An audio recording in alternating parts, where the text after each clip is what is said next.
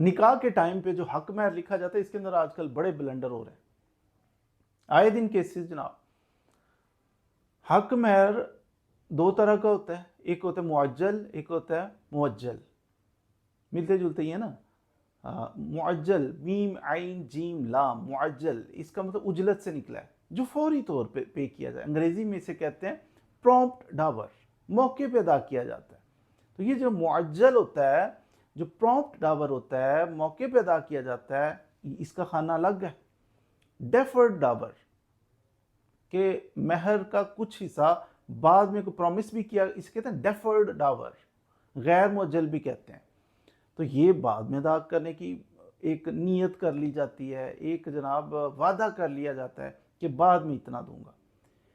Prompt तो मौके पे अदा होता है, उसमें तो डिस्प्यूट आमतौर पे कम ही होता है, वो तो क्योंकि अदा हो गया मौके पे, उसमें क्या ब्लंडर हो। ब्लंडर होता है दूसरे वाले में, गैर मुअज्जल में, वो ये ब्लंडर होता है। डेफर्ड डावर में ये होता है कि बाद में कितना अदा करना है, ये रोला बन जाता है। बाद दफ़ा लिखा ही कुछ नहीं होता, एक लाइन ना चुपके से निकाह खां के साथ मिलके छोड़ दी जाती है, बाद में चारों कॉलम के लिख रहे 10 तोले सोना। चलो वो बंदा तो गया, 10 तोले सोना आजकल पता है 50 लाख का बन जाता है, तो वो कहाँ से लाएगा 10 तोले। या एक प्लाट 5 मरले का, चलो वो 5 मरले का प्लाट कहाँ से देगा। तो ये बड़ा ब्लंडर होता है।